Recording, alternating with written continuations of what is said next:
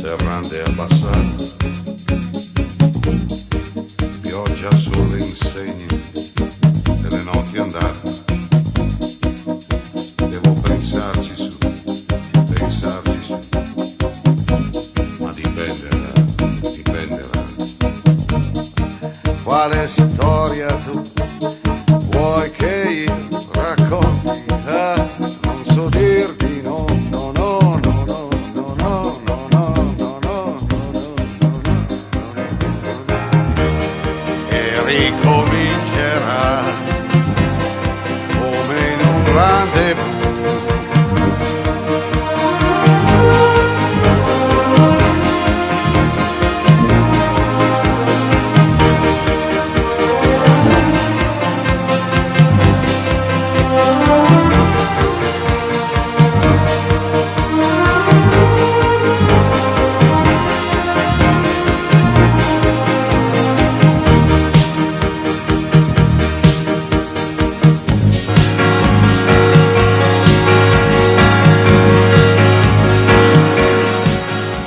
Premier pas de cinéphile? Disons, mes premiers pas viennent du fait que je disais à mes parents, par exemple, sur le week-end, je vais aller voir, parce que c'est ce qu'ils voulaient, je vais aller voir une exposition de tableaux, puisqu'à l'époque je vivais en Belgique, Rubens ou d'autres. Bon. Mais en fait, avec un ami, ça remonte à une éternité, on allait au cinéma. Et quand je rentrais, je disais, on a vu le musée de Rubens, c'est formidable, il y a des tableaux de Jordan, enfin bref, ma mère nous croyait, enfin elle me croyait, jusqu'au jour où elle a découvert un ticket de cinéma dans une de mes poches. Donc elle m'a dit, non, tu vas pas voir un autre, tu vas au cinéma. Donc j'ai vu pas mal de films français des années 30-40, quelques films allemands qui étaient projetés à l'époque en Belgique comme en France d'ailleurs. Curieusement, je n'ai jamais vu ce film. D'ailleurs, j'ai juste vu récemment un passage qui est particulièrement médiocre, qui est le Juif sus. Par contre, ce qui m'avait impressionné à l'époque, et que j'ai revu par la suite, parce que ça avait été repris image par image, c'était les aventures du baron de Münchhausen, que je trouvais absolument formidable. C'était, disons, sous ce régime, donc le régime de nazi, c'était vraiment une réussite, parce que ça sortait du contexte de la propagande voulue par Goebbels, voilà. Et ça, c'est un de mes premiers souvenirs. Il y avait très très peu de films américains, finalement, à cette époque-là. C'était surtout des films français. Mais ça remonte à une éternité, et on ne peut pas, disons, parler de cinéphilie. Ce sont des chocs d'images que j'ai reçus à l'époque. Voilà. Tu parles de choc d'images. Qu'est-ce qui te, tout de suite, dans ta jeunesse, qui te fascine et te passionne dans le cinéma? C'est la rapidité? Non, alors ce que j'ai vu à l'époque, c'est le monde auquel je n'appartenais pas. Je découvrais un monde auquel je n'appartenais pas. Je n'étais pas du tout dans ce monde. C'est-à-dire, quand je rentrais chez moi, j'étais dans un monde beaucoup plus étriqué, alors que là, j'avais l'impression d'être dans un monde beaucoup plus ouvert, avec des gens qui, visiblement, n'avaient pas de problème d'argent ni rien. Ils avaient tous beaucoup de grosses bagnoles, etc. Voilà.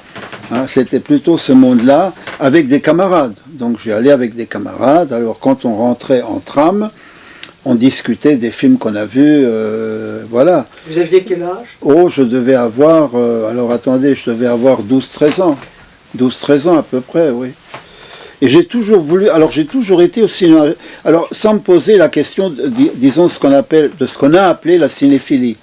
C'est quand même toujours cette envie d'aller au cinéma, parce qu'il faut aussi dire une chose, c'est que jusqu'à l'âge de 14 ans, j'étais assez, je n'aimais pas lire en fait.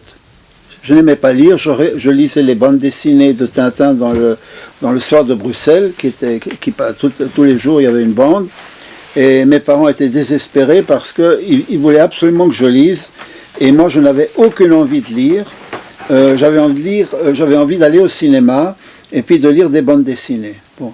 Voilà. Et puis à un moment donné, bon, disons que j'ai commencé à lire. Voilà. Revenons à la cinéphilie, puisque notre série d'entretien s'appelle Cinéphile. Et tu as dit, je crois, que tu as connu un ancien régime de la cinéphilie. Pour toi, la cinéphilie aujourd'hui, elle a disparu. Cette cinéphilie, cette passion pour le cinéma qui s'exprimait notamment dans les années 50, 60 et jusque dans les années 70 par de multiples clubs, même des chapelles, des clans, des revues. Est-ce que tu pourrais nous rappeler ce que c'était cet esprit cinéphile ? Je pense qu'il y avait au départ, moi je me souviens d'une anecdote, j'avais sympathisé avec un homme assez extraordinaire d'ailleurs, qui était Jean Domarquis, qui écrivait dans les cahiers du cinéma, qui était recteur de l'université, je crois, de Lyon, qui en plus avait des connaissances sur Marx absolument extraordinaires, qui lisait le vieil anglais de Shakespeare, et qui était un grand cinéphile. Et moi je lui avais dit une fois, j'ai dit, écoutez Jean, il y a quand même quelque chose qui me frappe dans vos articles, notamment dans les cahiers du cinéma, c'est que vous citez des noms, je ne sais pas moi, comme Francis Ponge ou Heidegger, enfin des noms dont on peut se demander quel rapport ils ont avec une comédie musicale signée, disons, Richard Cohen, par exemple. Alors là, il m'a dit, oui, mais c'est pour amener les gens, pour que les gens comprennent, une fois pour toutes, que le cinéma est réellement un art et non pas uniquement une chose de distraction. Parce que la cinéphilie, c'était ça. C'était le cinéma est un art, comme la littérature, comme la peinture, comme la musique, voilà. C'était pas évident, hein. C'était pas évident. Moi, j'ai lu des articles, par exemple, sur des films de Fritz Lang des années 20. Les gens parlaient de la rapidité de la voiture, etc. Il n'y avait pas d'analyse à proprement parler d'un film. Les gens des cahiers étaient quand même tous des intellectuels, il faut quand même le dire. C'était tous des intellectuels, de positifs aussi, de nombre assez incroyable de revues qu'il y avait à l'époque. C'était quand même tous des intellos qui analysaient les films, qui cherchaient, disons, un dénominateur commun d'un réalisateur pour pouvoir dire, et là ça peut être contesté quand même, voilà, c'est du cinéma d'auteur. Alors, parmi évidemment les cinéastes qui étaient considérés comme des auteurs, il y avait donc Fritz Lang, il y avait aussi évidemment Raoul Walsh, il y avait aussi John Ford, il y en avait toute une pléiade. C'était considéré comme des cinéastes importants. Et Stroheim, évidemment, dans les quelques films qu'il a fait à l'époque. Voilà. C'était ça, de prendre très au sérieux et surtout d'analyser un film. Et les cahiers du cinéma positif et d'autres revues ont disséqué certains films pour montrer qu'il y a quelque chose qui revient quasiment dans chaque film d'un même réalisateur. On pourrait analyser, par exemple, les films de Preminger, bon, certes, même disons, ces films historiques à costume. Donc, essayer de retrouver ça. Alors aujourd'hui, quand on lit ces articles, on tombe des nues. Moi, je tombe des nues parce que je me dis, mais attends, ils ont écrit ça à l'époque. Ben oui, mais ça avait un sens. Et ça permettait quand même de prendre le cinéma très au sérieux et d'appeler des œuvres, voilà, tel cinéaste, c'est son œuvre. Voilà, ça c'est des choses qui aujourd'hui peuvent paraître un peu dérisoires. Maintenant, est-ce qu'il y avait beaucoup de cinéphiles ? Je ne sais pas, mais les cinéphiles de l'époque avaient quand même un gros avantage. C'est peut-être pour ça qu'ils sont devenus cinéphiles, c'est qu'ils ne travaillaient pas. C'est que les gens que moi j'ai connus à l'époque allaient au cinéma de 2 à 4, de 4 à 6, de 6 à 8, de 8 à 10, et des fois de 10 à minuit, et des fois, moi je me souviens, Lola, on l'avait vu, je crois, de minuit à 2 heures du matin, je me souviens plus dans laquelle. Comment veux-tu que... où se trouve la part du travail de chacun ? Donc ceux que j'ai connus, bon, ils se débrouillaient d'une façon ou d'une autre, c'était assez compliqué, ou alors, comme Lourcel, bon, ils avaient quelques moyens. C'était ça. Ça permettait quand même d'emmagasiner un nombre considérable de films, des centaines et des centaines de films, ce qui permettait à ces gens-là, quand ils écrivaient ou quand ils en parlaient, de comparer, de dire des choses tout à fait sensées et de se référer à des tas de films anciens, antérieurs, etc. Ça, c'est aujourd'hui, plus personne ne peut faire ça. Parce qu'il faudrait avoir du temps pour le faire. C'est-à-dire que, le vrai cinéphile doit passer, grosso modo, j'exagère un peu, sa vie à voir des films. Est-ce qu'il a une vie personnelle ? Non. mais il a une vie avec les films qu'il voit. Une vie de zombie. Il se confond en quelque sorte avec les films qu'il a vus. C'est tout juste s'il ne tombe pas amoureux, disons, de certaines actrices. Évidemment qu'il ne rencontre jamais. Voilà. Bon, mais ça a été quand même, il faut dire, un grand moment. Ça a été un grand moment qui s'est peu à peu atténué. Et je me souviens que quand on a interviewé Godard avec François Weyer-Gans, il avait eu cette expression, déjà le cinéma n'était plus ce qu'il avait été, que la main n'y a plus sa part. La main, c'est quand même le montage. Parce qu'à l'époque, il y avait des monteuses qui étaient réputées, où il y avait des cinéastes qui venaient d'Italie pour avoir telle monteuse, pour monter le film, pour lui donner le bon mouvement, sans qu'il y ait de heurts. Il fallait que ça passe vraiment comme ça. Maintenant, ça se fait quasiment automatiquement, avec les procédés d'aujourd'hui. Les trucages, par exemple, aujourd'hui, quand on voit des films de Dracula des années 50, il n'y avait pas réellement de trucage, c'était plus possible. Donc il y avait quand même, n'ayant pas de trucage, il fallait que le réalisateur soit inventif pour amener, pour trouver quelque chose qui soit plausible et qui amène la scène en question. Donc ça peut arriver d'avoir des engouements et puis en revoyant, on est déçu. Parce qu'il y a ça aussi, c'est qu'on oublie la cinéphilie est faite aussi de revoir certains films avec un décalage de 20, 30 ou 40 ans et on se demande mais comment a-t-on pu voir ça? Comment a-t-on pu croire une seconde que c'était extraordinaire? Pourquoi on s'est emballé comme ça? Voilà. Parce qu'il y a ça aussi, comme quelqu'un qui reprend un roman de X et qui se dit je comprends pas, je trouvais ça formidable. J'ai pas dépassé 30 pages, je peux pas le relire, voilà. Parce que cette idée aussi complètement folle, il y avait des salles d'art et d'essai. Alors en général, dans les salles d'art et d'essai, on montrait que des films qui marchaient, qui n'ont pas marché. Bon, voilà. Alors que le cinéma, c'était quand même pas ça. Le cinéma, c'est est-ce que le film est réussi? Est-ce qu'il évoque quelque chose de précis? Est-ce que le scénario, le réalisateur, les acteurs, est-ce que tout ça se font de façon normale? Oui. Si ça ne marche pas comme ça. Et moi je pense que Tavernier a raison quand maintenant il dit par exemple, alors on ne parle pas de génie, parce qu'il faut aussi, disons, parce qu'à l'époque de la cinéphilie, il y avait des clans. Ah oui, tu aimes Delmerdès, mais il n'a fait que des merdes. Bon, tu aimes Visconti, tu sais bien que c'est un mauvais cinéaste. Enfin bon, il y avait des trucs comme ça, des affrontements, qui ont disparu complètement. Qu'est-ce que pour toi un film réussi? Dans le sens, je pose la question, dans le sens où pour certains cinéphiles ou amateurs de cinéma, un film réussi, c'est un film où il y a une bonne histoire, où le scénario tient la route. Pour d'autres, ça va être la photographie. Pour d'autres, le montage. Est-ce que d'ailleurs, l'intérêt du cinéma, c'est pas de réunir plusieurs arts? À la fois, c'est un art plastique, à la fois, c'est un art littéraire, puisqu'il faut raconter une histoire. Les dialogues comptent dans certains films. Alors, est-ce que tu pourrais développer justement cette idée? Qu'est-ce que pour toi un film réussi? D'abord, je vais dire autre chose. Il y a des films où qui ne sont pas forcément totalement réussis, mais qui sont extraordinaires aussi. Ça, il faut le dire. C'est pas. Et puis il y a chez ce qu'on appelle des metteurs en scène, des artisans qui font des films parfaits. Il n'y a rien, mais disons qui ne laissent pas une empreinte particulière à celui qui les regarde. Mais là, je vais parler d'un film que j'ai revu récemment chez mon voisin et que je trouve absolument extraordinaire parce qu'il n'y a aucun heurt. Ça part du début jusqu'à la fin, il n'y a pas un seul heure, il n'y a pas un moment où on peut dire tiens là, c'est Chantons sous la pluie. Chantons sous la pluie, ça file comme ça, on se dit mais c'est plus possible de faire des films comme ça, c'est plus possible, dans le domaine du film musical. Mais on pourrait, si on voulait absolument l'analyser, on pourrait trouver des défauts, des plans un peu, disons, maladroits, etc. Mais on s'en fout parce que l'histoire emporte tout. Parce qu'il y a ça aussi.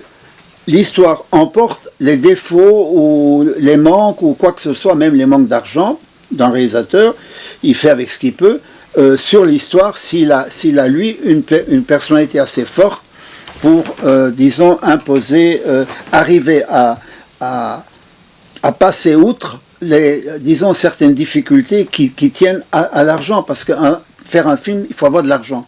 Si on n'a pas d'argent, on ne peut pas faire vraiment de film, ou alors il faut pallier autrement. Mais pour en revenir à la question, oui, ça c'est un exemple. Chantons sous la pluie, c'est une perfection. D'un bout à l'autre, on se dit, mais peut-être qu'à un moment donné, ça ne va pas être aussi formidable.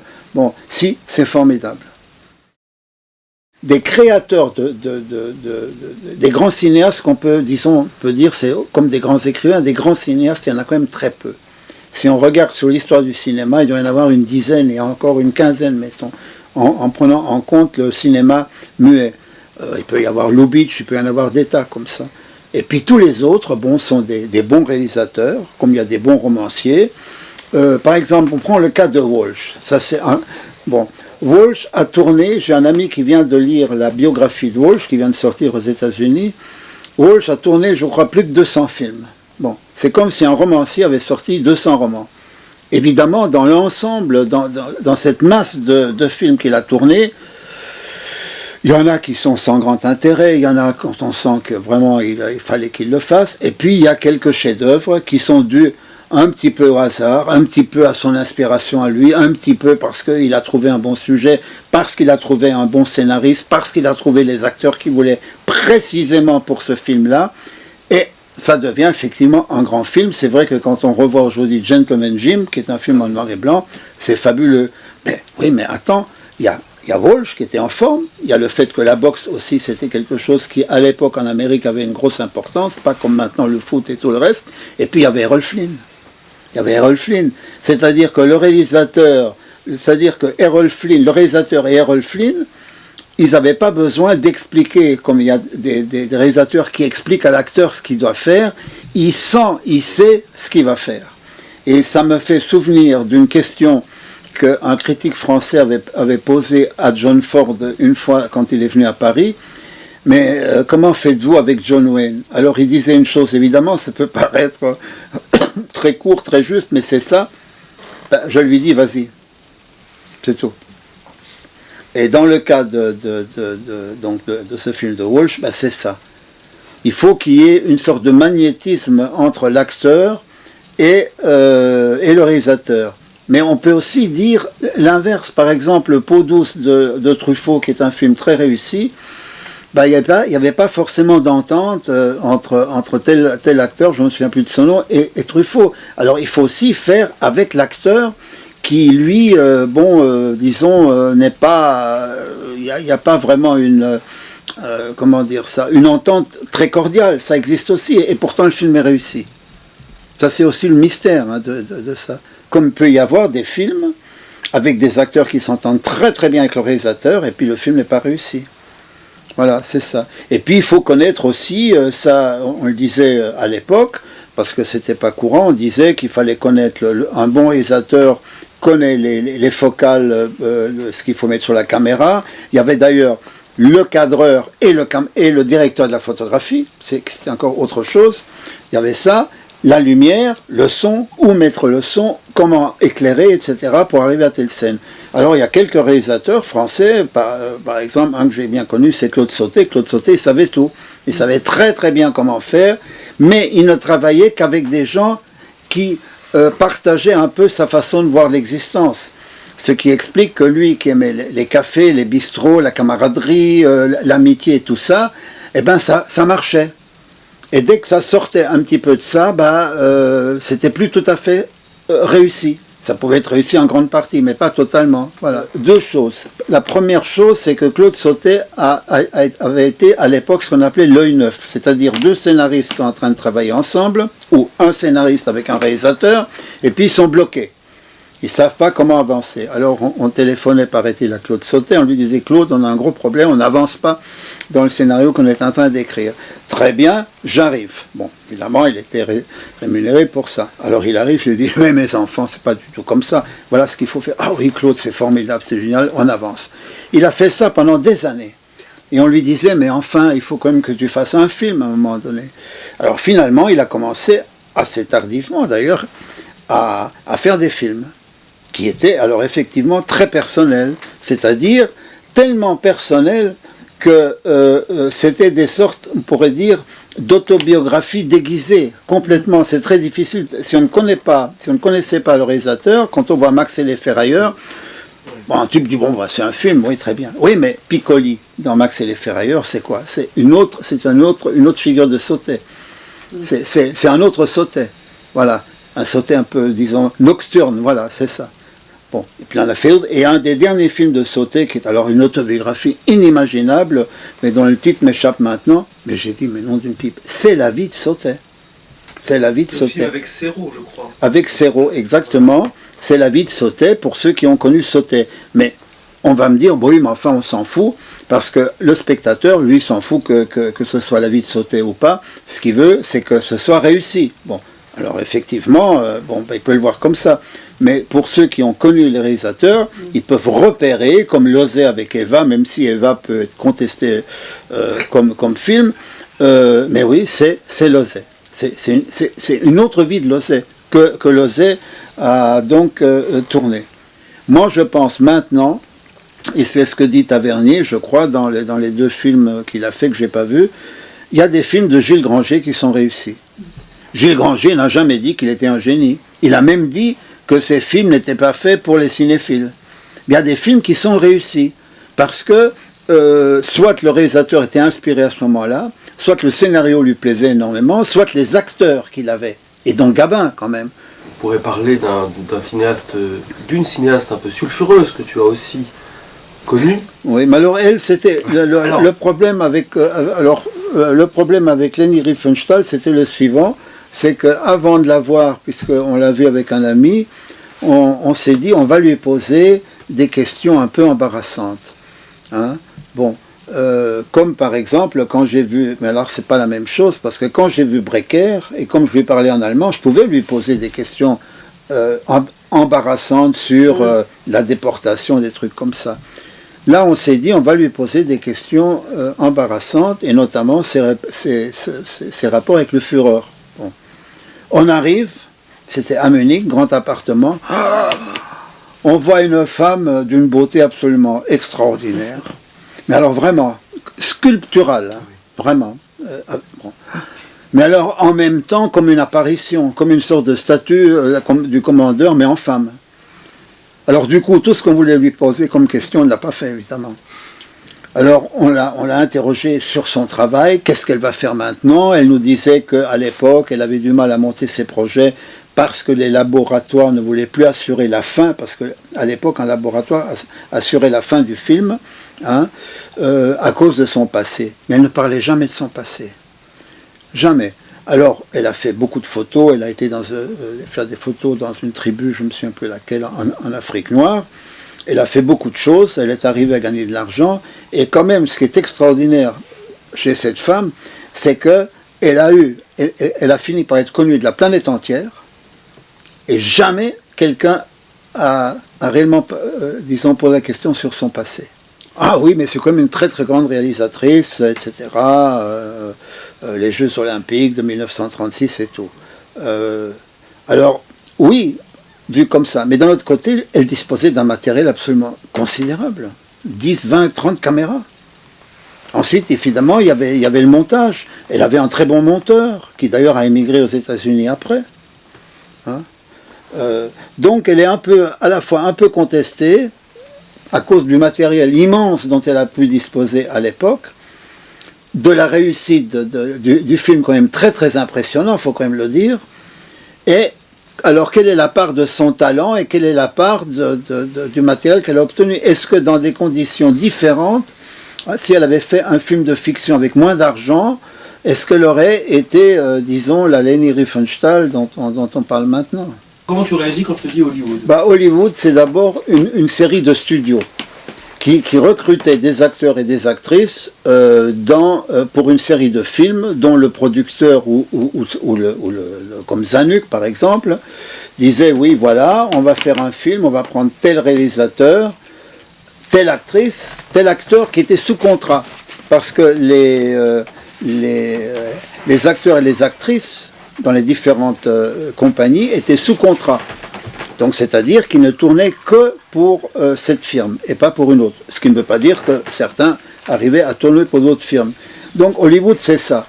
Alors c'était extrêmement contraignant, parce qu'il faut quand même le dire, c'était extrêmement contraignant, parce qu'il y avait toujours quelqu'un pour dire oui, mais j'ai lu votre scénario, mais vous comprenez, il y a des choses un peu osées, il faudrait quand même, parce qu'il y avait à l'époque aussi cette censure Hayes qui défendait, qui disait non, on ne peut pas faire ça. Donc, le réalisateur intelligent, malin, qu'est-ce qu'il faisait?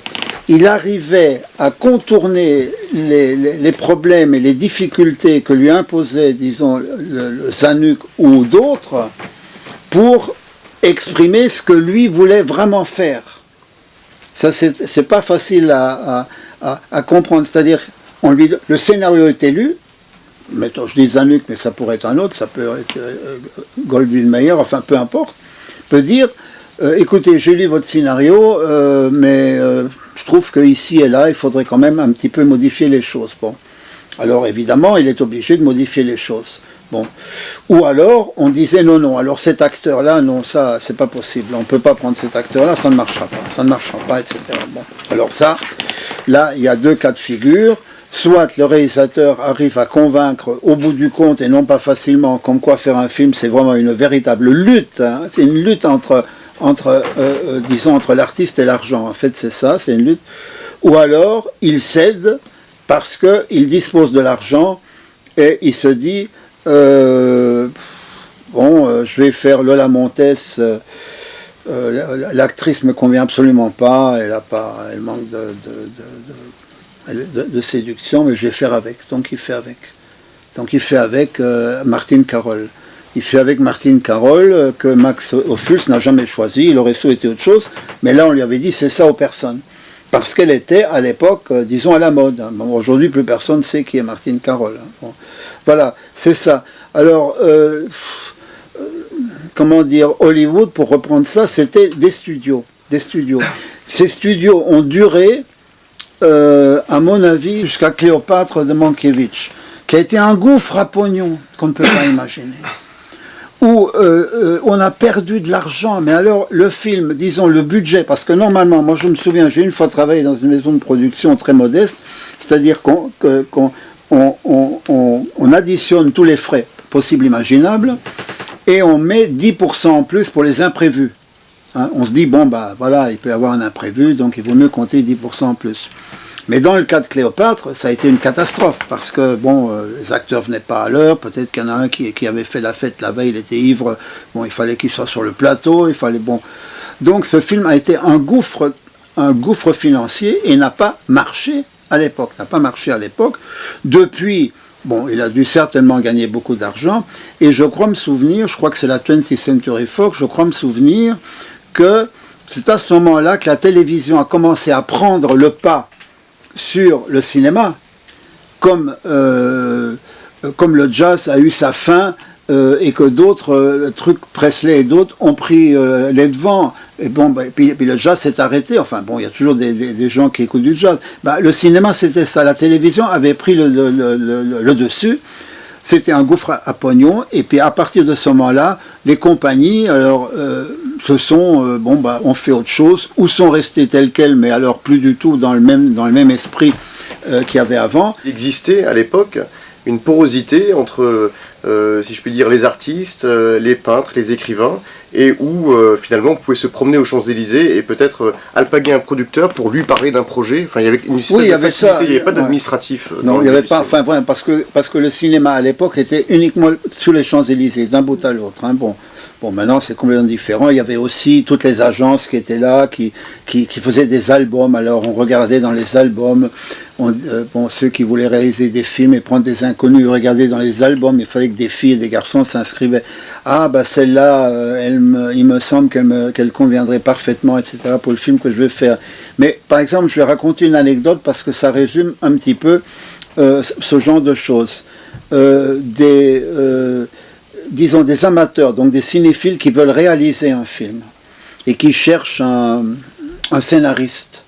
Et je me souviens, ils remontent les Champs-Élysées et ils tombent sur Jean Caux, parce qu'il y avait une certaine cote comme ça, etc., le secrétaire de Sartre et tout.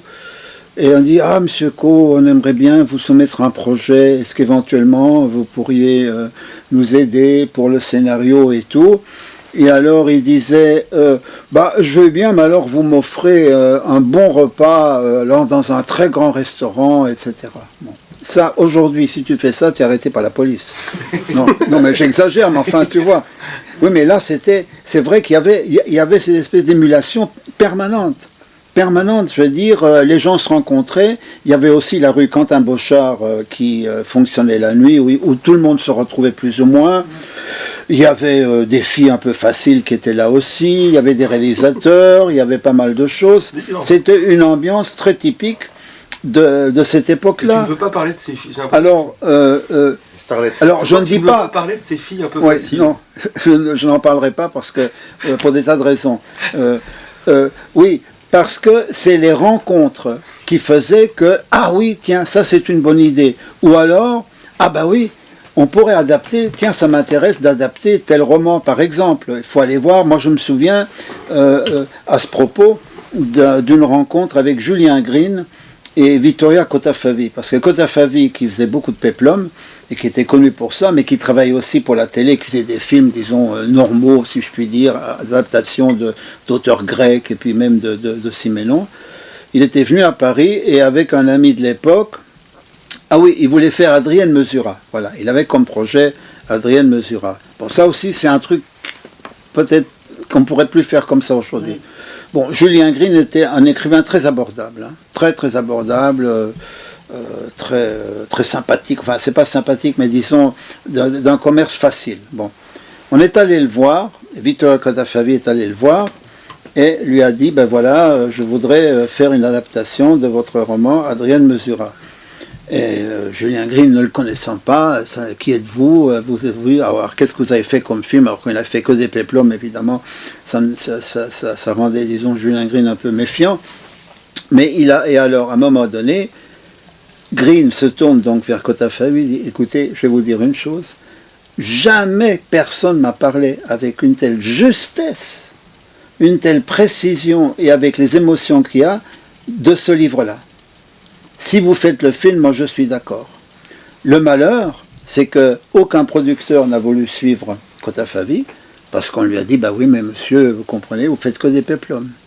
Donc il y avait des tas de choses comme ça qui étaient possibles. Bresson avait fait, je crois, avait projeté avec Julien Green de faire un film sur Ignace de Loyola, je crois que ça ne s'est pas fait. Il y a énormément de scénarios qui ont été faits, écrits à ce moment-là, mais énormément, hein. Moi, je les ai vus, ils sont dans une cave, etc. Des films qui n'ont jamais été faits, qui n'ont jamais été réalisés, mais il y avait ces contacts, cette facilité du contact, qui aujourd'hui n'existe plus pour des tas de raisons. Alors on peut invoquer, je ne sais pas moi, la psychanalyse, la psychologie, tout ce qu'on veut, mais aussi que maintenant le cinéma n'est plus du tout comme ça, c'est fait autrement. On peut être figurant, à l'époque on pouvait être figurant comme ça, simplement. Moi, je me souviens, Michel Fabre, qu'on voit dans À bout de souffle, il a jamais été figurant de sa vie. Il connaissait Godard, il l'avait rencontré une ou deux fois, il connaissait Daniel Boulanger, qu'on voit dans le film tout le temps. On dit, bah écoute, voilà, il y a Daniel Boulanger, et toi tu viens, tu le suis, et puis on te donne le temps, etc., etc. Maintenant, il faut être inscrit, disons, comme figurant. Voilà, c'est ça. Et ce côté très administratif, c'est arrivé à quel moment précisément? Moi, je dirais dans les années 80, autour des années 80, oui. Mais Boulanger, il a fait beaucoup de scénarios. Ah, beaucoup. Oui, c'était un type fort drôle en plus. Très drôle. Très drôle, qui a écrit beaucoup de nouvelles. Oui. Moi, j'en ai lu que quelques-unes, mais il paraît que dans l'ensemble de ce qu'il a publié, il y en a qui sont pas mal du tout. La nouvelle vague, si on peut la résumer de façon juste, c'est quand tu n'as pas de pognon et que tu veux faire un film. C'est ça la nouvelle vague. C'est pas autre chose. Pourquoi? Parce que tu es obligé là à te casser la tête pour savoir comment faire les scènes en dépensant le moins d'argent possible ou en ne sortant pas d'argent du tout. Alors, moi je me souviens, bon, il y avait plein de films qui ont été faits dans ces conditions-là, avec très peu d'argent, Rivette et puis quelques autres, même les premiers Chabrol, même les premiers Truffaut, etc.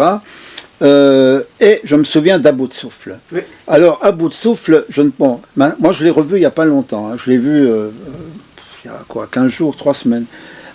À bout de souffle, à l'époque, ça nous avait tétanisé.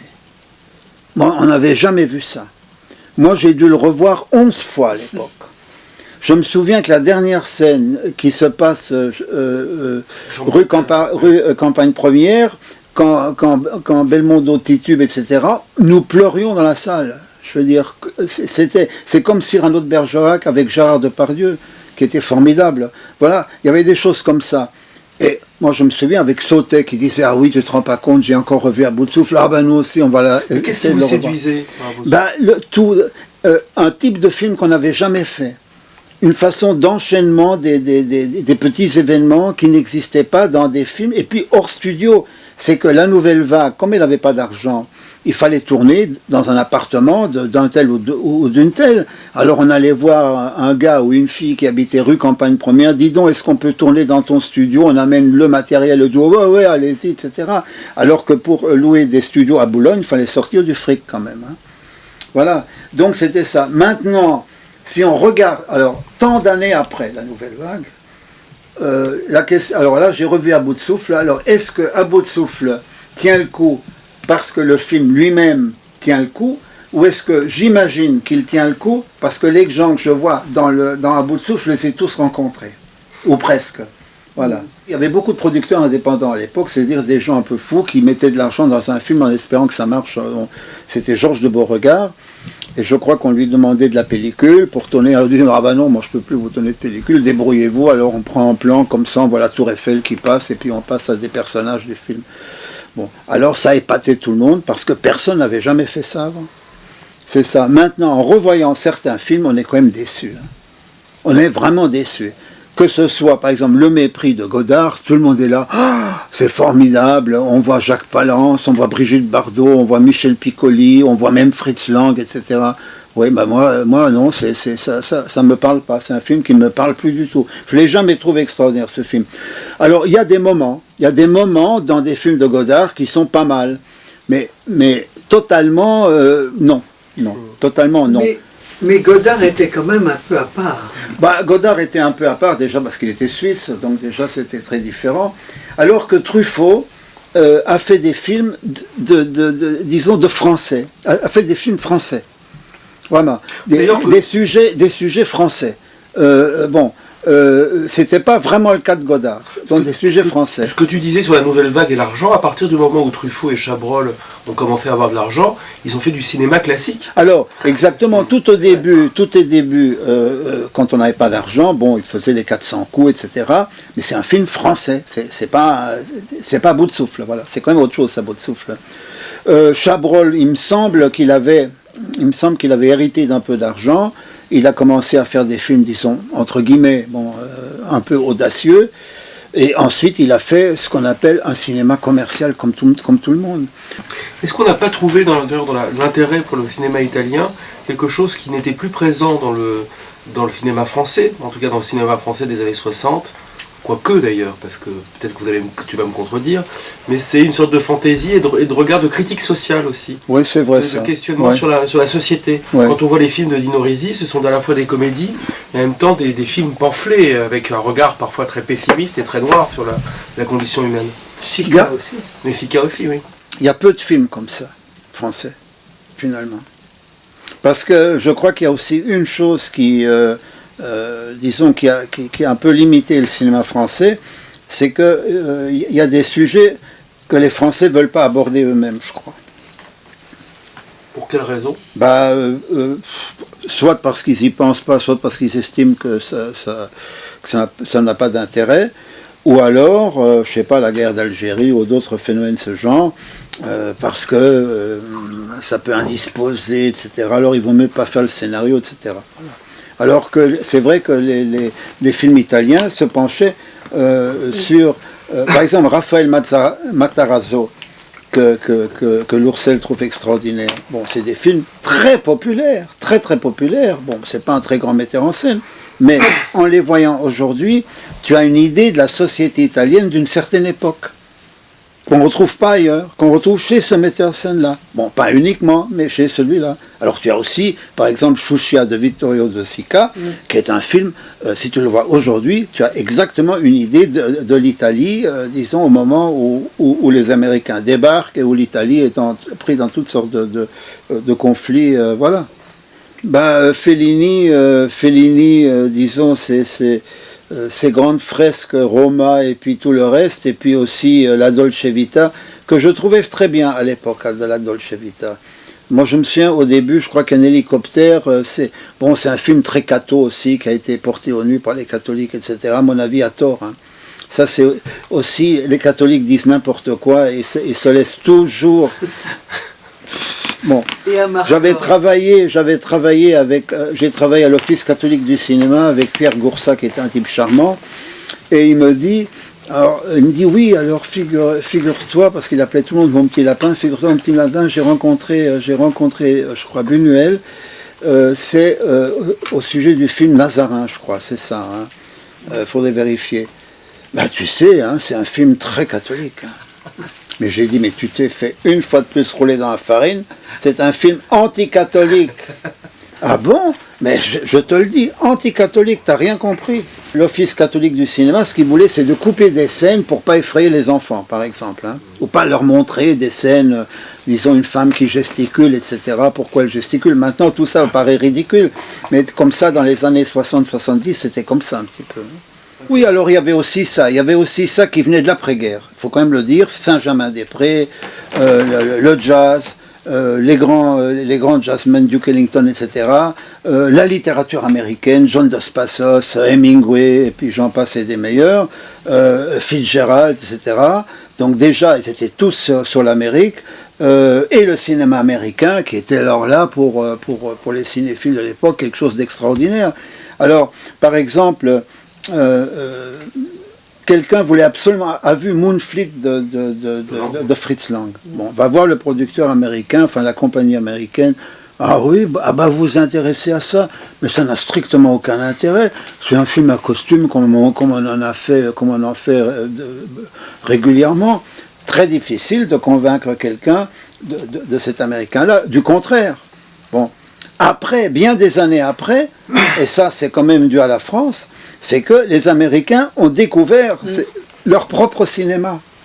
Et maintenant, ils ne jurent plus que par ce grand cinéma américain de la grande époque, où il y avait tous ces grands réalisateurs, Preminger, et puis plein d'autres. Ça, c'est le rôle de la France comme pour le jazz. Ah bah exactement. Et pour le roman américain. C'est-à-dire, les trois choses sont en fait des découvertes dues à la France, exclusivement. Et les Américains, bon... Après un moment, ils ont dit, ah oui, alors vous dites Tendre et la nuit de Fitzgerald, c'est bien, je sais pas, pour nous, c'est un roman comme un autre. Après, ils vont dire, ah non, c'est formidable, etc., parce que, ce que les Français ont dit, ça les a quand même un petit peu troublés, et disons, leur attitude a changé.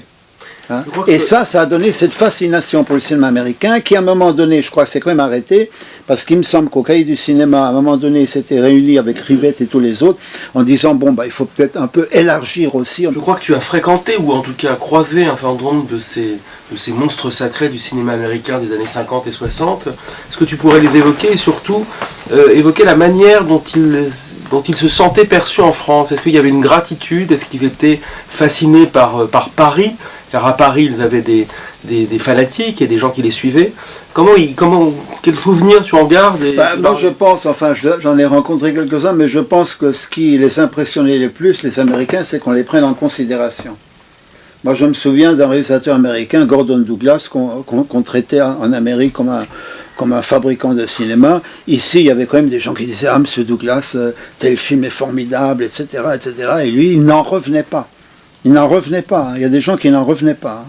Qui disent, mais alors, qu'est-ce que c'est que ça? Alors, donc, nous, on dit qu'on fait de la merde, et là, on nous dit que c'est formidable et tout. Ils étaient étonnés d'être considérés comme des artistes. Étonnés d'être considérés comme des artistes.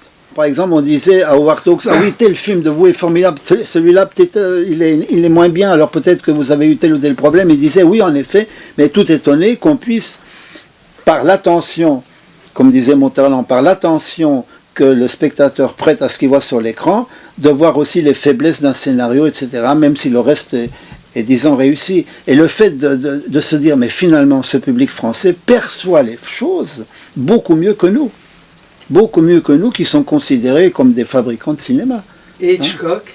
Et Hitchcock aussi. Alors Hitchcock, c'est un peu différent, parce que Hitchcock a commencé à... Parce que Hitchcock, c'est un cinéaste dont la vie, donc disons... dont le mental, on le retrouve dans ses films. Mais Hitchcock avait eu du succès avec des films anglais déjà, et notamment un film assez extraordinaire qui s'appelle Une femme disparaît. Bon, ensuite, il est allé en Amérique, et alors là, avec Rebecca, ça a été vraiment le succès absolument absolu. Alors que maintenant, quand on revoit Rebecca, il y a des choses très réussies, et puis l'acteur, je ne me souviens plus de son nom, ça m'échappe, pourtant très connu à l'époque, qui est un acteur anglais, on le trouvait, disons, moins convaincant par rapport au roman qu'on pouvait l'imaginer. Mais le film a été un énorme succès.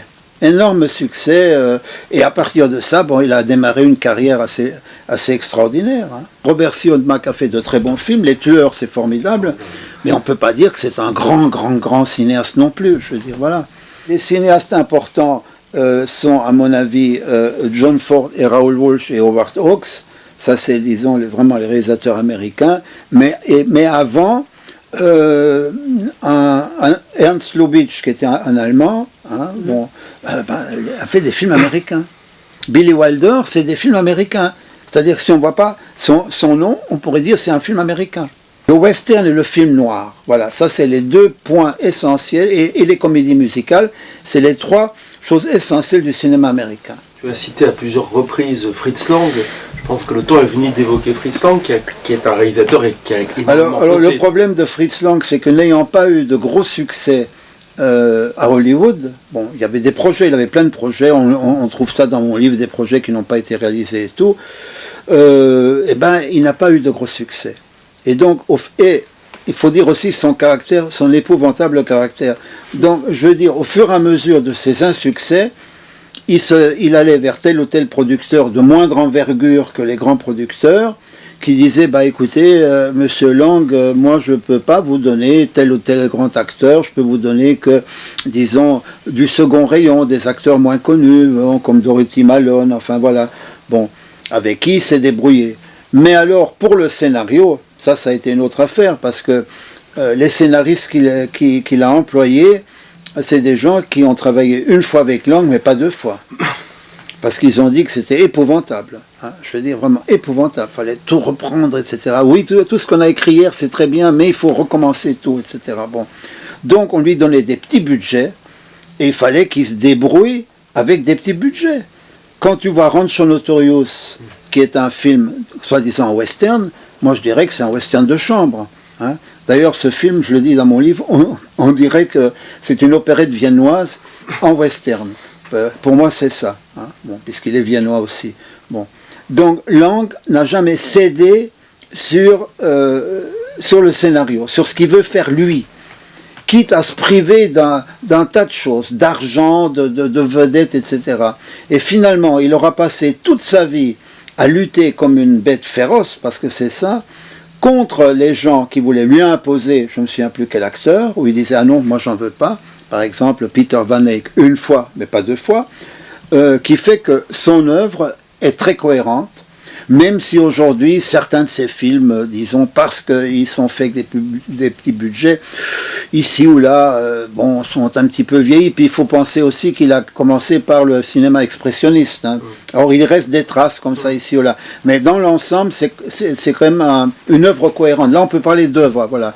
On peut aussi parler d'œuvre de Preminger, hein. Ça existe aussi, même s'il a raté quelques films. Même Ambre, qui est pourtant l'adaptation d'un roman qui a eu un succès fabuleux à l'époque, il y a des trucs vachement bien. Et puis en même temps, il y a un miscasting, c'est-à-dire Linda Darnell n'est pas du tout le personnage du roman. Voilà.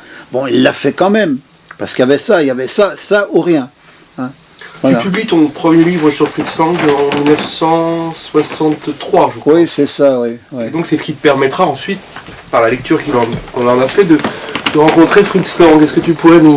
Il ne voulait pas d'abord me rencontrer parce qu'il disait « Ah oui, mais Luc Moulet a déjà fait un livre sur moi. » Bon, alors j'ai dit « si Luc Moulet a fait un livre sur vous, c'est pas la peine que je me casse la tête pour faire un livre sur vous. » Et finalement, il est revenu sur ça et il a dit « Bon, alors simplement, alors je l'ai vu à Paris, il venait assez souvent à Paris, je l'ai vu à Paris souvent, je l'ai vu à Francfort, je l'ai vu à Berlin, je l'ai vu à Munich, je l'ai vu à Mannheim, et puis finalement le livre a été fait, et puis finalement il m'a invité à Hollywood pendant un mois, à Beverly Wilshire, où j'ai pu circuler. Alors comme c'était un tyran, il me dit oui, vous voulez aller où? Alors je voulais voir Richard Matheson, l'auteur de romans de science-fiction. Il me dit c'est qui Richard Matheson, pourquoi vous voulez aller le voir? J'ai dit parce que justement, enfin bref, bon. Oui, mais c'est très compliqué. Il faut prendre un taxi pour aller dans tel bar. Je me souviens plus d'Hollywood. Bon, finalement, je l'ai quand même vu. Mais enfin, c'était, disons, cette expérience de 30 jours, c'était quand même bon. Éprouvant. Éprouvant. Je crois qu'il t'imposait même le port de la cravate ou... Oui, enfin, il m'imposait des tas de trucs, etc. Il n'aimait pas parler de ses confrères. Hein. Une fois, je lui ai parlé de Marlène Dietrich, il m'a dit ne m'en parlez pas. Bon, donc voilà. Bon, cela dit, il avait des bons côtés aussi. Il ne faut pas non plus, disons, dire que c'était pas bien. Il était très attentif, très attentionné, etc. Il avait ce côté-là aussi. Mais pour parler de ses films, c'est vrai que c'est le scénario, le scénariste avec qui il pouvait travailler, comme Daniel Taradash. Ben, il a travaillé avec Daniel Taradash. Bon, je ne sais pas si Taradash était content, parce qu'il a quand même fait un témoignage dans mon livre. Eh ben, ça, c'était une épreuve. Moi, j'ai rencontré, par exemple, le scénariste qui a travaillé avec Lang sur le tombeau hindou, le tigre du Bengale, le tombeau hindou. Il m'a dit une fois oui, mais pas deux fois. Hein. Parce que Lang disait oui, mais là, en relisant le dialogue, je me suis rendu compte que là, c'est un mot qui ne dira rien aux gens, etc. Bon, il faut trouver un autre mot, un mot plus populaire, etc. Donc, il a fait une œuvre, je veux dire, très personnelle, sans concession, mais en même temps, à l'inverse de Billy Wilder, qui était plus malin. D'ailleurs, c'est marrant parce que Billy Wilder, qui est aussi viennois d'origine, comme Lang, hein, comme moi, Billy Wilder, c'est un type qui prenait tout du côté humoristique et qui est arrivé à comprendre très vite la mentalité américaine. Bon, même si on peut, par exemple, moi, je vois des films de Billy Wilder, je me dis, tiens, ça, c'est des comiques qu'on peut voir dans des cabarets, enfin, qu'on pouvait voir à l'époque dans des cabarets berlinois ou même dans des cabarets viennois, comme ceux que j'ai vus à l'époque. Il s'est fondu, il a gagné énormément d'argent avec la plupart de ses films. Lang est resté très germanique. Pour un Viennois, c'est terrible, il est resté très germanique. La musique, alors il n'avait pas d'oreille du tout. Il est resté très psychorigide de ce point de vue-là. Et ces films qui sont intéressants à des degrés divers n'ont pas trouvé un vrai public. Hein. Et puis ils n'ont pas eu de vedette comme Billy Wilder avec Marilyn Monroe. Hein. Est-ce que Lang avait quand tu l'as rencontré, vous ne parliez que de cinéma ou est-ce qu'il il parlait jamais de cinéma. Oui. Ah, jamais. Jamais. Quand on l'a vu, moi je me souviens, on était à Mannheim dans un hôtel, il y a une jeune étudiante qui est venue le voir et qui a dit, ah ben voilà, est-ce que vous pouvez faire nous parler, je ne me souviens plus de quel film, Cloak and Dagger, je crois, bon, qui n'est pas son meilleur, etc. Et nous dire un petit peu, voilà, parce que, alors elle a commencé, une jeune étudiante, elle a commencé à expliquer à Lang, voilà ce qu'elle voulait faire. Et Lang lui a dit, écoutez, oui, je veux bien parler de ce film, mais je vous dis tout de suite une chose, moi je sais comment je fais les scènes, je sais comment je décompose une scène. Vous ne pouvez pas me dire vous pouvez pas me dire vous décomposez une scène comme ça. Moi je sais comment je la décompose. Alors ça jetait en froid cette pauvre étudiante qui en a tremblé, etc. Et puis finalement Lang a quand même été à cette réunion avec cette jeune fille et puis il a parlé de ce film et puis peut-être d'autres et de M le maudit parce que remettre toujours sur M le maudit, voilà. C'est ça Lang.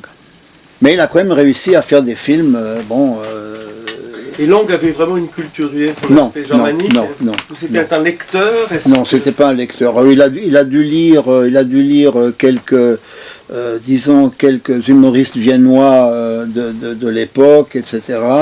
Peut-être un petit peu Schopenhauer, un petit peu Karl Kraus, des gens comme ça qui se moquaient évidemment de l'Empire austro-hongrois.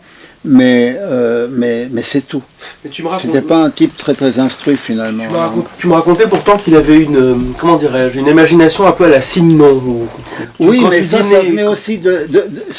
venait aussi du fait que Lang était un octambule, comme Sauté, c'était des gens qui la nuit allaient dans des cabarets où tu voyais des personnages, comme observateurs ou même comme consommateurs, et qui voyaient des personnages. Hein. On peut même retrouver, enfin, dans le livre qui doit paraître, là, à un moment donné, j'ai dit, tiens, c'est curieux, parce que je vois dans un cabaret minable, parce qu'il faut qu'un cabaret soit minable pour qu'il soit intéressant, hein, comme disait Simenon, c'est pas les beaux machins, c'est pas intéressant. J'ai dit, tiens, c'est curieux, parce que cette scène-là, je la retrouve dans un de ces films américains. Mais enfin, bon, il y a comme ça des trucs. Mais c'est tout.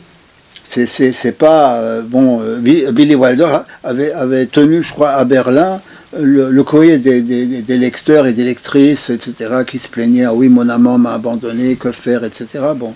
Mais c'est une question de personne. Lang était quand même assez psychorigide pour un Viennois, alors que Billy Wilder, c'était quand même l'humour incarné, je veux dire. Hein. Bon, voilà, tout l'amusait, quoi, voilà. Hein. Même son Sherlock Holmes était quand même assez extraordinaire, hein, je veux dire. Voilà. Non, Lang n'était pas comme ça, il était assez carré.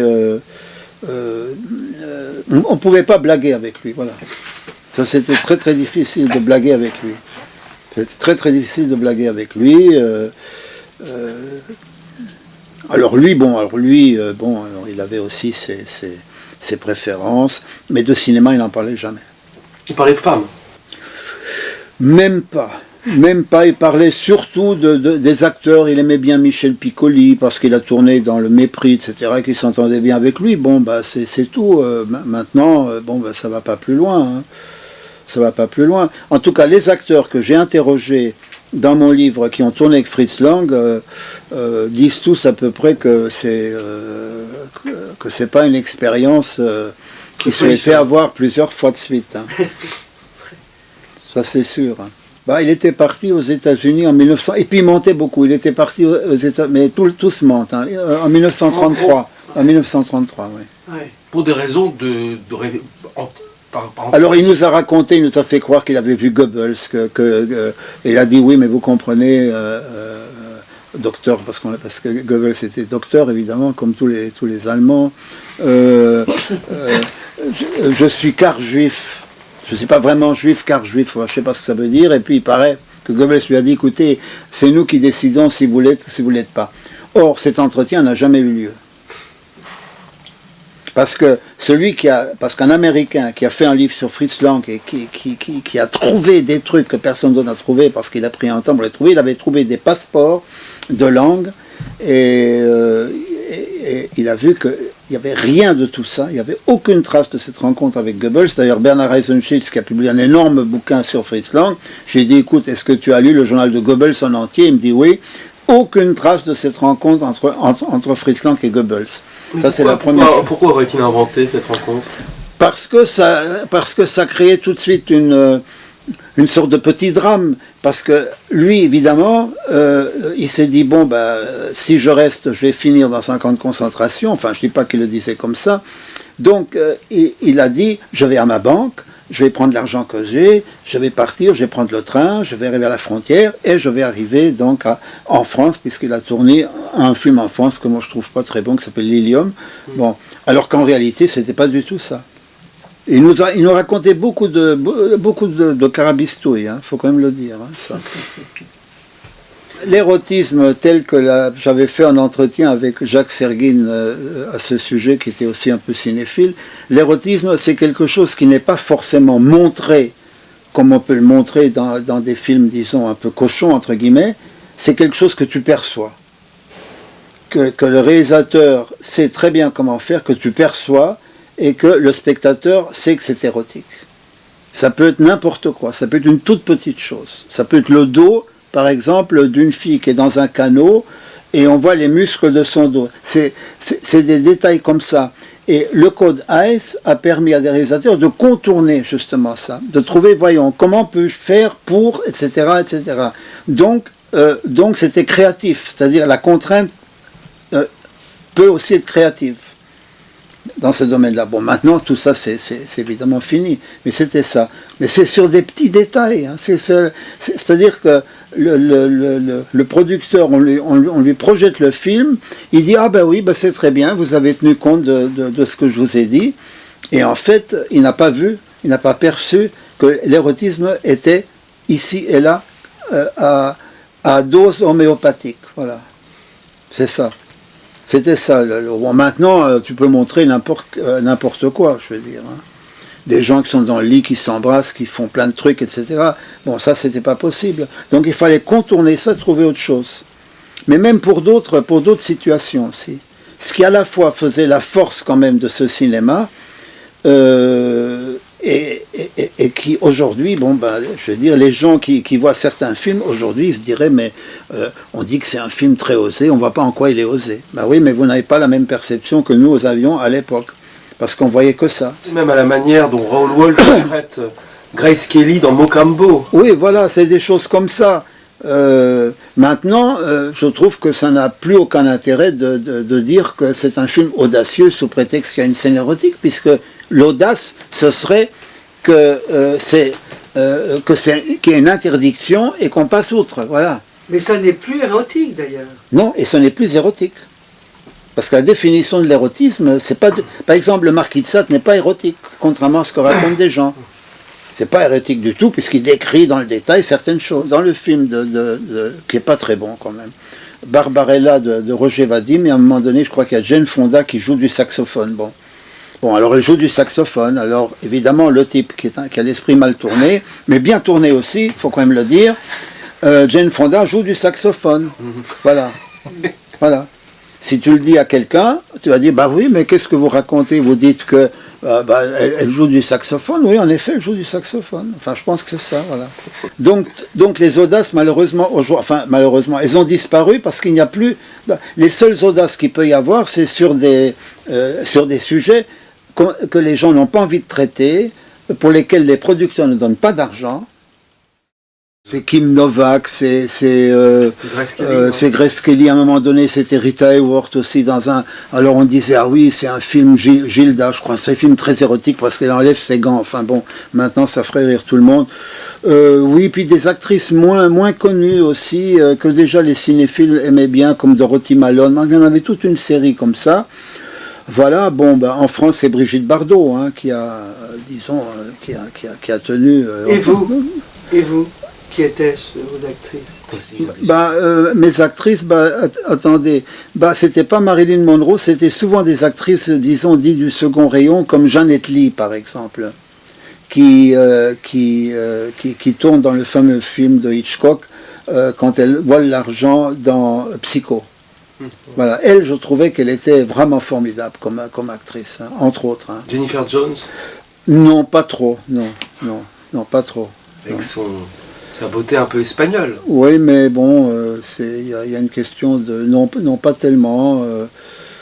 Joan Crawford, oui, sûrement. Très sculpturale. Joan Crawford et puis quelques autres. Mais Marilyn Monroe aussi, mais bon... mais tout le monde va dire la même chose. Mais je veux dire, dans les actrices genre Janet Leigh et puis quelques autres, hein, qui sont bien et qui marquent un film. Voilà, qui marquent un film. Marlène Dietrich, non. Trop sophistiquée. Ursula Andress? Avec Belmondo, oui, non. Non, oui, mais elle, c'est un objet érotique qui joue dans un des James Bond, voilà. Bon. Qui a beaucoup impressionné. Ah, on l'a vu sortir de l'eau avec un maillot de bain 2 pièces. C'est ce que Woody Allen disait sur Ursula Andress. Ouais. En quoi vous voudriez être réincarné? Et Woody Allen répond, en collant de... Oui, mais enfin, ça ne m'étonne pas de lui, d'ailleurs, ce genre de réflexion. On va conclure sur peut-être la vision que tu aurais du cinéma actuel. Il me semble que ce qui le singularise par rapport à l'époque dont tu nous as parlé, c'est cette séparation entre d'un côté un cinéma populaire qui se réduit de plus en plus à un pur divertissement, voire à une opération commerciale, et de l'autre un cinéma d'auteur qui s'est complètement détaché du divertissement, mais pas au bon sens du terme, pour devenir un objet qui n'est célébré au fond que par des critiques ou par une classe sociale. Moi je dirais, pour simplifier, c'est que si on lit Alexandre Dumas, c'est des romans populaires, mais c'est des romans populaires absolument essentiels. Donc pourquoi le cinéma ne serait-il pas populaire? Il touche beaucoup de gens. D'ailleurs, Lang disait toujours, j'essaye de toucher un maximum de gens avec mes films. Donc il voulait... Là où je crois qu'il y a eu un problème qui maintenant a disparu, c'est que les films d'art et d'essai, que personne, quand on les projette, il n'y a que trois pelés et 2 tondus qui regardent le film, ah mais c'est un film artistique, etc. et tout. Non, un cinéma populaire, c'est fait pour toucher un grand nombre de gens. Hein, Alexandre Dumas a écrit non pas pour une caste, mais pour toucher un maximum de gens. Et les écrivains qui s'en inspirent ou qui aiment Alexandre Dumas, c'est les mêmes, à mon avis, qui vont voir des films dits populaires, comme les films de Wilder ou de Howard Hawks ou de Raoul Walsh ou de Ford. Hein. Tu as un message quand même un message. Un message à livrer aux jeunes qui nous écoutent. Et... Un message... Il faut être force de proposition. Un message, ce serait d'aller voir City Light de Friedrich Wilhelm Murnau, qui est un film absolument génial, qui n'a pas pris une ride. Dès l'instant où ce film vraiment entre en toi, c'est déjà le début de la cinéphilie, enfin, d'un amour du cinéma. Moi, je l'ai revu il n'y a pas longtemps, ils l'ont passé à la télé, je crois dans l'émission de Patrick Brion, c'est un film génial. Alors qu'il y a beaucoup de films dits artistiques allemands, expressionnistes, qui sont invisibles aujourd'hui. Invisibles, je trouve grotesques et tout. Mais celui-là, tourné en Amérique d'ailleurs, celui-là est formidable. C'est un merveilleux film aussi. C'est un film extraordinaire. Murnau, c'est extraordinaire. Ouais. Alors moi j'ai revu par exemple le Dr Faustus chez mon voisin, grand cinéphile. J'ai dit, écoutez Olivier, on arrête, c'est insupportable. C'est insupportable. Voilà, c'est le mot de la fin comme dirait quelqu'un. Ou clap de fin comme on dit. Clap de fin. Voilà.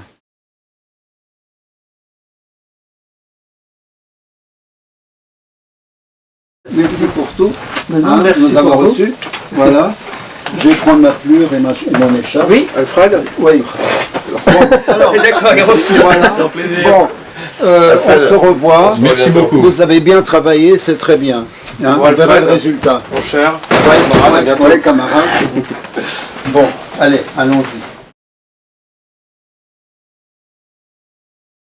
Pour parler, parce que on a évoqué au début de cet entretien, cher Alfred, tes premiers chocs cinématographiques. Il y a un film, paraît-il, qui t'a terrorisé. Ah oui, alors il y a un film, je devais avoir 11 ans ou 12 ans, je me souviens plus comment, bon, je pense qu'on s'est faufilé dans un cinéma avec cet ami, parce que la caissière a dit, mais enfin, écoutez, c'est pas un film pour enfants, etc.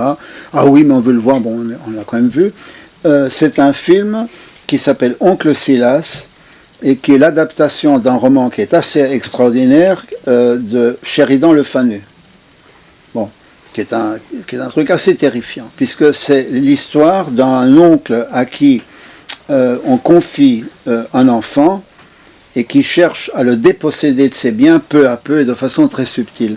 Et alors ce film m'avait énormément impressionné pour des tas de raisons. D'abord par rapport à l'acteur principal, qui était l'horreur, une ordure totale, qui est un grand acteur anglais, par Gene Simmons, qui était une actrice très en vogue, disons, à l'époque, et par une actrice grecque, qui a un physique assez, disons, peu amène, qui s'appelle Katina Paxinou. Et je me souviens qu'à un moment donné, la fille, donc, qui était en fait prisonnière de son oncle, la fille qui était prisonnière de son oncle avait demandé, mais enfin, mon oncle, pourquoi on ne visite jamais cette partie-là de votre château, de votre propriété, qui était d'ailleurs délabrée, parce qu'en fait, l'oncle, ce qu'il voulait, c'est que son frère, qui était richissime, il voulait faire en sorte de la déposséder de ses biens, de supprimer donc son frère à lui, et d'avoir l'argent. Et donc, elle disait non, il ne faut pas aller dans cette partie-là du château parce que je n'ai pas refait les travaux, enfin bon, il y a des excuses. Et à un moment donné, je crois que c'est ce plan-là qui m'avait impressionné. À un moment donné, on voit donc Gene Simmons, elle ouvre différentes portes, et puis elle ouvre une porte, et là, elle voit Paxinou, une espèce de sorcière horrible, qui était en fait la complice, et ça, on ne l'avait pas présenté, la complice de son oncle, pour la déposséder de tous ses biens. Et c'est ce moment-là qui, effectivement, m'avait impressionné. Mais alors, récemment, j'ai dit à mon voisin, j'ai dit, écoutez, Olivier, est-ce qu'on peut revoir, disons, Oncle Silas? Je l'ai revu, j'ai été alors là très déçu. Très déçu par le jeu, par le jeu un peu outré de l'acteur anglais. Le moment où cette Paxinou arrive, je n'ai pas trouvé ça extraordinaire. Donc, des années après, 40 ou 50 ans après, je revois le film, bon, disant tout ça s'est effondré. Alors que le roman est formidable. Le roman est extraordinaire, mais le film ne tient pas la route. Voilà. Donc ça peut arriver d'avoir des engouements, et puis, en revoyant, on est déçu. Jean Sacha a fait un film avec Eddie Constantine, qui n'était pas un acteur formidable non plus. Bon, Cet homme est dangereux. Ça s'appelait Cet homme est dangereux. Il est réussi, d'un bout à l'autre. À ce niveau-là, c'est comme il y a des écrivains, parce que ça aussi c'est une mode maintenant, on recherche des tas d'écrivains du 2e rayon, du 3e et du 5e, etc. Bon, pourquoi pas. Et on trouve dans cette catégorie-là, parce qu'il y a une question de catégorie, on trouve dans cette catégorie-là des choses qui ont réussi, qui sont des réussites. Il y en a aussi, il y a des réalisateurs comme Devèvre et un autre dont le nom m'échappe maintenant, qui n'ont fait que 2 films, qui sont réussis. Après, ils n'ont pas pu en faire. Philippe Duc a sorti un livre où il signale toute une série de réalisateurs qui ont complètement disparu, qui n'ont réussi à faire que 2 ou 3 films. Après, on n'a plus donné d'argent, sous prétexte que les films n'ont pas marché. Et d'ailleurs, Yves Martin avait publié un livre que j'avais fait publier à l'époque chez Mérial, où il raconte, où il explique un petit peu tous ces films de réalisateurs malchanceux, disons. Parce que il y a des producteurs qui disent, bah écoutez, non, là, ça fait 3 films qu'on vous finance, chaque fois on perd de l'argent, on arrête. Voilà. Alors, j'aimerais revenir sur la cinéphilie. Les cinéastes, la plupart des cinéastes que tu as cités, pour l'instant, ce sont des cinéastes français ou des cinéastes américains. Est-ce qu'à l'époque, dans ces années 60, où vous découvrez le cinéma, vous êtes des passionnés, vous passez presque votre vie dans les salles obscures, est-ce que vous avez un intérêt aussi pour le cinéma asiatique, sud-américain, mexicain, moins quand même. Sud-américain par le biais de Buñuel, puisque Buñuel a tourné pas mal de films, je crois, au Mexique. Pour les films allemands, non. Sauf pour, je sais pas, sauf pour quelqu'un comme Volker Schlöndorff, mais qui lui fait des films très classiques, je veux dire, qui sont sans surprise. Par contre, sur les films dits nazis qui ont été tournés pendant la période nazie, il y en a quelques-uns qui sont, je ne vais pas dire exceptionnels, mais qui sont réussis. Pense auquel, par exemple? Le jeune, je me souviens plus, le jeune Quex, je me souviens plus. Oui, voilà. Bon, il y en a qui sont réussis parce que le réalisateur, il était là. Alors qu'il y en a d'autres qui étaient portés au nu, comme Veit Harlan, par exemple. Bon, le Juif suisse, au bout de 10 minutes, tu n'as plus envie de voir le film. Donc c'est bavard, etc. Et puis la langue allemande permet d'être bavard et tout. Bon, voilà. C'est des films bavards. Et il n'y a pas réellement une originalité Alors, la seule chose qu'on peut dire, c'est que pendant toute cette période nazie, pour cacher, disons, l'horreur de ce régime, on a fait beaucoup disons, de films musicaux. Et il y en a un qui est pas mal, bon, qui vaut pas Stanley Donen, mais enfin qui est pas mal, c'est Willy Forst. Alors quand tu vois un film de Willy Forst aujourd'hui, tu te dis, oui c'est bien, c'est gentil, etc., c'est distrayant, c'est amusant, enfin tout ce que tu veux, c'est assez bien réussi, c'est tout. Et ça s'arrête là. Mais à l'époque, les gens ne voyaient pas de films, disons, films allemands, des films mexicains non plus, des films italiens beaucoup, oui. Dû d'ailleurs à un garçon qui a, grâce à qui ces films italiens qui n'étaient pas très connus en France, il a fait venir les copies, parce qu'il y a tout ce travail aussi fait par ce garçon, notamment pour le cinéma italien, qui n'aurait pas eu la chance d'être vu ici s'il n'y avait pas ce type qui s'en était occupé pour aller là-bas, écoutez, on va essayer et convaincre un directeur de salle de projeter tel film. Ouais, vous me dites quoi, c'est quoi ce film, ce machin-là, c'est quoi? Mais enfin, écoutez, c'est formidable, c'est extraordinaire, c'est génial. Oui, mais c'est vous qui dites ça, mais alors, est-ce que je risque de perdre ma clientèle? Mais pas du tout, vous verrez, ça va marcher. Jean-Paul Boulesco avec dans cette biographie qui est vraiment un lieu d'Arnaud Breker, paru là récemment chez Séguier, il parle évidemment aussi de Frapande, puisque Breker a fait des bustes un peu tout le monde. Mais les plus beaux, il a fait de Cocteau, qui est un magnifique, de Rhin. Moi, je trouve que c'est ce qu'il a fait de plus beau, ces bustes-là. Et Céline, il a fait ici, Borges est venu, Ezra Pound est venu, Henri Michaud. Bataille. Ouais, c'est incroyable. Alors, on sent l'ambiance là, on sent les fantômes. Exactement, c'est ça. Mais je trouve que c'est quand même. Il paraît qu'il y a 1000 pages pour dénoncer. C'est Dominique dans la jungle angolaise. Avec Jonas Savigny, ça devient